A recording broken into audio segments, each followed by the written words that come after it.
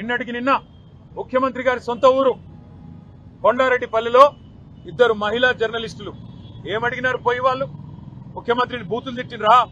ముఖ్యమంత్రి లాగులో తొండలిసి పెడతామని చెప్పిర్రా? ముఖ్యమంత్రిని చెట్టు కట్టేసి కొడతామన్నారా? ముఖ్యమంత్రి గుడ్లు వీకి గోటీలు ఆడతామన్నారా? ఏమన్నారు? ఏం తప్పుడు మాటలు మాట్లాడినారు? వాళ్ళు పోయి కేవలం ముఖ్యమంత్రి సొంత ఊళ్ళో రుణమాఫీ అయిందా లేదా అని రైతులను అడుగుతుంటే అక్కడ కాంగ్రెస్ చిల్లరగాళ్లు, కాంగ్రెస్ కిరాయి గూండాలు ఇద్దరు మహిళా జర్నలిస్టుల మీద దాడి చేయడమే కాకుండా వారిని కొండారెడ్డిపల్లె నుండి అచ్చంపేట నియోజకవర్గం నుండి కల్వకుర్తి నియోజకవర్గం వెల్దండ పోలీస్ స్టేషన్ దాకా వాళ్లను కార్లేసుకొని సినిమాల్లో చూపెట్టినట్టు వాళ్ళను వెంబడించి బెదిరించి వాళ్ళ మీద పడి రక్కినంత పనిచేసి నికృష్టంగా ఈ ముఖ్యమంత్రి నికృష్ట మనస్తత్వానికి ఒక నిదర్శనంగా కాంగ్రెస్ నాయకులు కాంగ్రెస్ కార్యకర్తల తీరు ఉందని చెప్పక తప్పడం లేదు. వాళ్ళు నేను అడుగుతా ఉన్నా, ఏం తప్పు చేసినారా ఇద్దరు ఆడబిడ్డలు?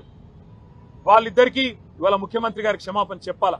నీ సొంత ఊర్లో నీ సొంత ఇంటి ముందు ఇద్దరు తెలంగాణ ఆడబిడ్డల్ని, విజయారెడ్డిని ఆవుల సరితా యాదవ్ ని ఇద్దరిని అవమానించింది నీ పార్టీ. ఎందుకు అవమానించింది? ఒకే ఒక కారణం, నీ బండారం బయట పెడుతున్నందుకు, నీ రుణమాఫీ జరగలేదు అనే వాస్తవాన్ని ప్రజల్లోకి తీసుకుపోతున్నందుకు ఇవాళ వాళ్ళ మీద ఈ రకంగా దాడి చేయడమే కాకుండా మళ్ళీ నిన్నటి నుంచి నికృష్టమైన రోత పుట్టించే వార్తలతో సోషల్ మీడియాలో కూడా నికృష్టమైన మాటలు మాట్లాడుతూ ఉన్నారు కాంగ్రెస్ నాయకులు. నేను ముఖ్యమంత్రిని అడుగుతా ఉన్నా, దమ్ముంటే నీ భాషలో చెప్పాలంటే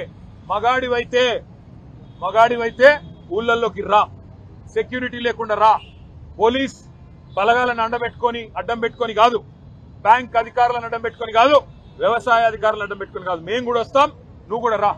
ఏ ఊరికి పోతావో పోదాం. ఎక్కడ కూడా చారాన రుణమాఫీ కాలే, ఎక్కడ కూడా రుణమాఫీ అనేది పూర్తి కాలే. రైతులు ఇవాళ బగబగ మండుతా ఉన్నారు. ఎక్కడన్నా కాంగ్రెస్ ఊళ్ళలోకి వస్తే తరిమి కొట్టాలన్న ఆలోచనలో ఉన్నారు. అందుకే ముఖ్యమంత్రికి చెప్పేది, తప్పు పోలీసులది కాదు. పోలీసు వాళ్ళు ఏం చేస్తారు పాపం, ముఖ్యమంత్రి మంత్రులు అధికార గణం మీరేం చెప్తే అది చేయక తప్పదు. పోలీసు తప్పు కాదు, తప్పు ముఖ్యమంత్రిది, పరిపాలించే సత్తాలని సన్నాసు రేవంత్ రెడ్డిది అనే మాట నేను విజ్ఞప్తి చేస్తా ఉన్నా. నేను పోలీసులకు కాకపోతే విజ్ఞప్తి చేస్తా ఉన్నా, మీరు కూడా అత్యుత్సాహం ప్రదర్శిస్తే మంచిది కాదు. మా పిల్లలు ఎవరైనా ఒక సోషల్ మీడియాలో రుణమాఫీ జరగలేదు అని పోస్టు పెడితే పోలీసులు కాల్ చేస్తారు. అదేవిధంగా కరెంటు పోయింది అని పోస్టు పెడితే విద్యుత్ శాఖ అధికారులు ఫోన్ చేస్తారు.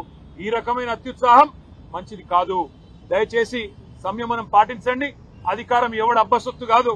ప్రజాస్వామ్యంలో అధికారం మారుతూనే ఉంటది, వ్యవస్థ మాత్రం అట్లే ఉంటది. దయచేసి గౌరవ డీజీపీ గారికి మేము ఏదైతే విజ్ఞప్తి చేశామో, తిరుమలగిరి సంఘటన విషయంలో స్థానిక పోలీసుల మీద కూడా యాక్షన్ తీసుకోవాలా. ఎవరైతే హత్యాయత్నం చేసిండ్రో వాళ్ళ మీద 307 కేసు పెట్టాలి. కాంగ్రెస్ గుండాలను ఖచ్చితంగా అదుపులోకి తీసుకోవాలని విజ్ఞప్తి చేస్తా ఉన్నాం.